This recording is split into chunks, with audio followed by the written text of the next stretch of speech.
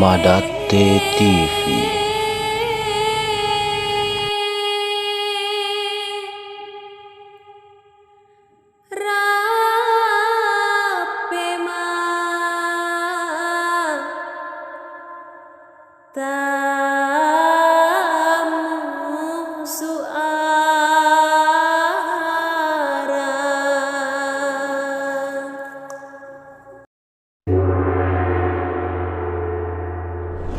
Melanjutkan pembahasan melihat Mandar dalam Perang Makassar Part 1 tempo hari.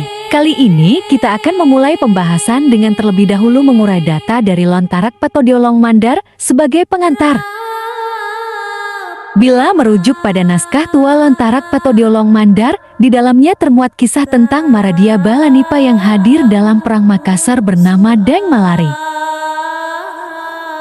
Bab khusus tentang perjuangan Deng Malari dalam Lontarak Patodiolong diurai dengan jelas, namun bila dikomparasikan dengan data pendukung lain perihal Perang Makassar, maka ditemukan kronologis Perang Makassar yang dijalani Deng Malari di dua front berbeda.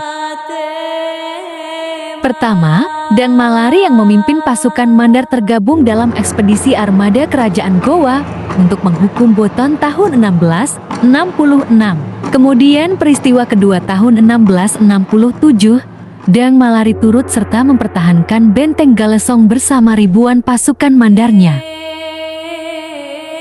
Pada pembahasan part 2 tentang melihat Mandar dalam Perang Makassar ini, kita akan mengurai dua peristiwa di atas dengan topik jalur diplomasi Arung Palaka hingga Front Galesong dan bagaimana sikap Mandar dalam perang ini. Tapi sebelum kita lanjut, jangan lupa untuk tetap mendukung channel ini dengan memberi like, komen, share, dan subscribe serta aktifkan notifikasi lonceng agar teman-teman tidak ketinggalan dalam pembaruan video selanjutnya.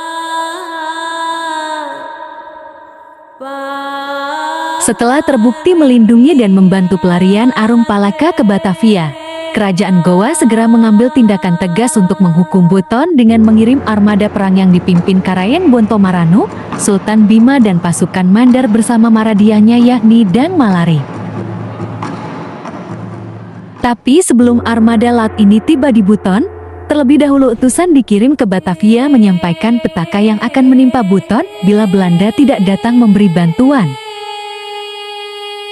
Lalu ketika armada kerajaan Gowa tiba dan melakukan pengepungan, keberuntungan berpihak kepada kubu Buton, sebab Belanda tiba-tiba muncul bersama Arung Palaka membantu menyelamatkan Buton dari kehancuran.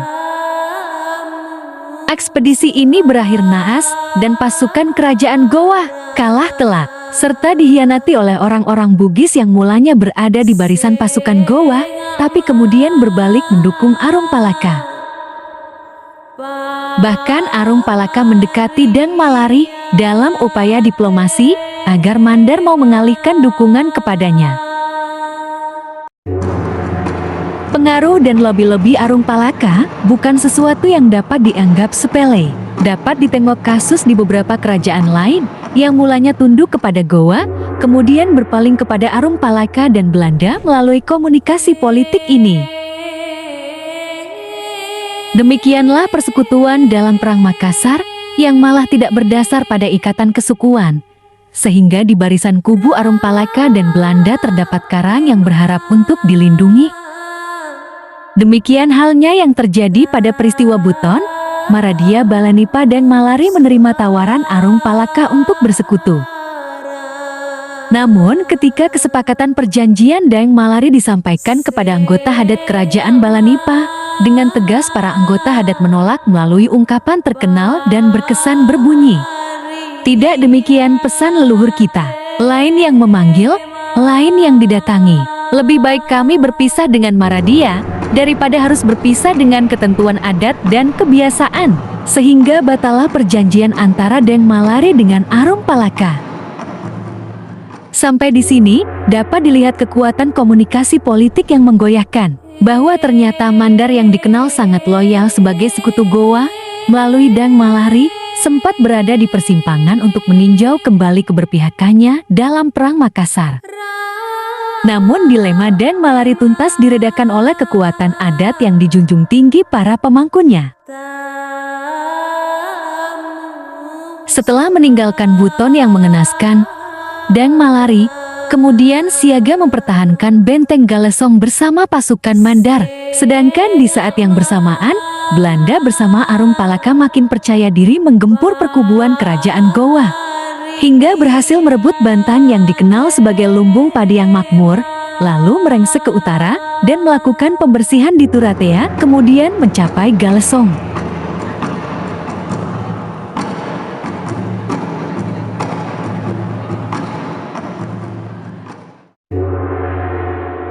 Galesong adalah benteng pertahanan terakhir kerajaan Gowa yang menghalangi pergerakan Belanda sebelum tiba di Makassar. Bulan Agustus 1667 Perang Galesong pecah juga, sekaligus menjadi konfrontasi pertama yang terjadi di gugusan benteng yang menjaga pesisir Gowa. Hasil pertempuran di Galesong memberi efek psikologis bagi kedua belah pihak. Patut digarisbawahi bahwa seluruh pejabat utama kerajaan Gowa dipimpin Sultan Hasanuddin berada di Galesong saat itu. Sengitnya peperangan serta situasi kehancuran Galesong digambarkan dengan menyebutkan bahwa rumah-rumah dan keseluruhan desa terbakar habis. Pepohonan ikut dihancurkan berupa pohon kelapa, sagu serta pinang ditebang habis atau pucuknya dipotong. Kita akan bersepakat bahwasanya perang di Galesong merupakan salah satu perang tersengit saat Perang Makassar 1666 sampai 1669. Kehancurannya luar biasa sehingga sampai hari ini tak ditemukan lagi bekas atau jejak tembok benteng Galesong. Dapat dibandingkan dengan kehancuran benteng Sombaupu yang kendati dihancurkan secara sistematis menggunakan bertonton dinamit, tapi runtuhan temboknya masih tersisa.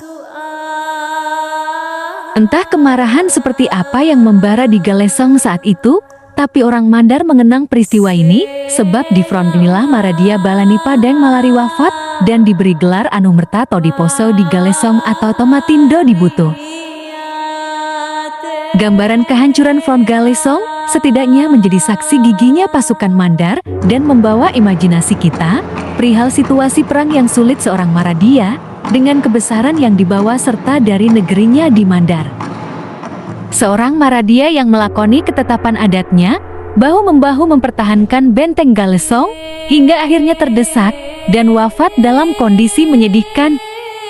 Lontarak Patodiolong Mandar mengurai rincian peristiwa ini dengan menyebut Deng Malari wafat akibat terkena peluru yang ditembakkan Arum Palaka dan mengenai keningnya. Abdi pembawa payung Deng Malari ikut pula roboh seiring tumbangnya payung kebesarannya.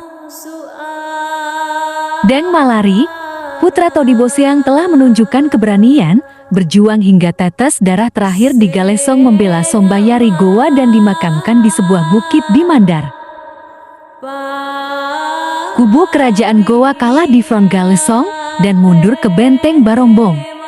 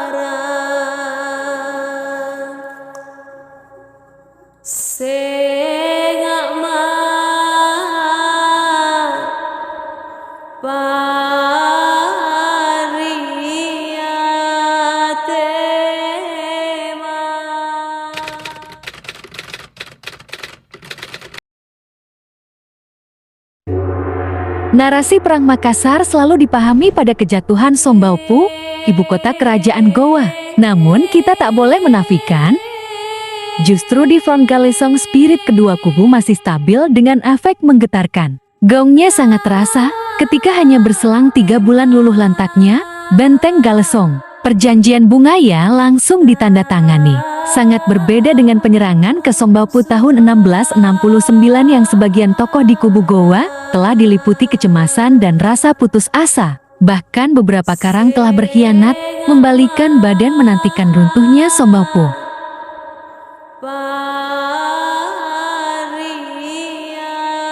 Perang Makassar menandai beralihnya kekuatan dominan di Jazirah Sulawesi, dan pasukan Mandar bersama para maradianya telah menunjukkan seperti apa loyalitas dan seberapa mahal harga untuk sebuah kesetiaan yang akan kita bahas di video Melihat Mandar dalam Perang Makassar Part 3.